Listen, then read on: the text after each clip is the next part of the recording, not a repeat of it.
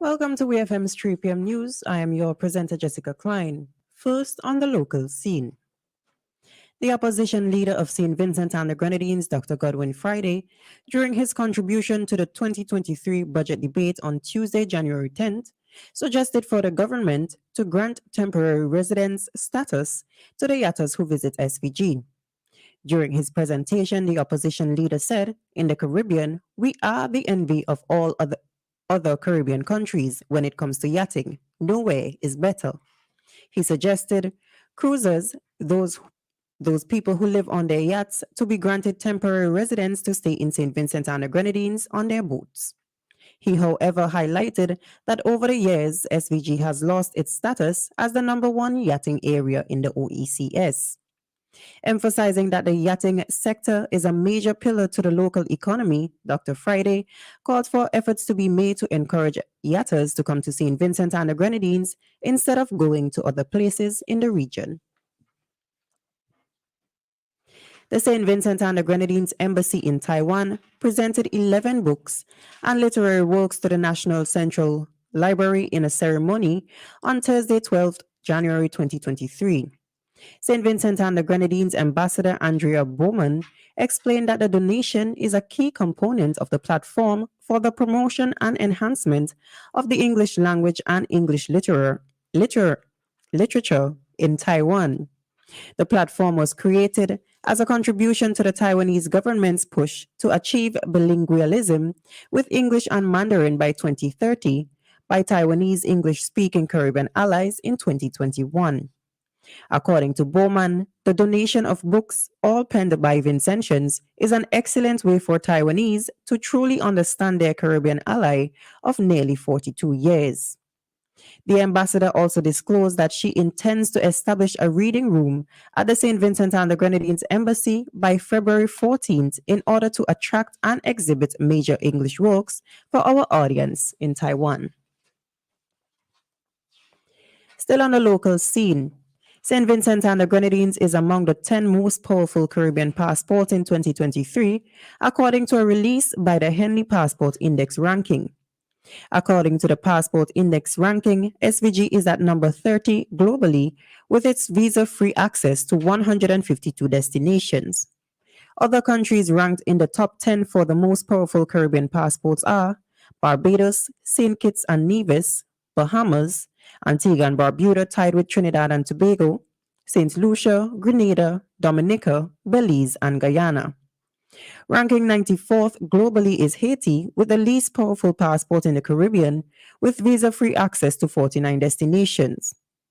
The index is the original and most authoritative ranking of all the world's passports, according to the number of destinations their holders can access without a visa. On the regional scene, on Tuesday, 10th January 2023, Barbados saw the approval of $200 million Barbadian dollars from the World Bank in financing to support the country's development of a low-carbon economy and its resilience to climate change. The funds are being provided as a Barbados Green and Resilient Development Policy loan.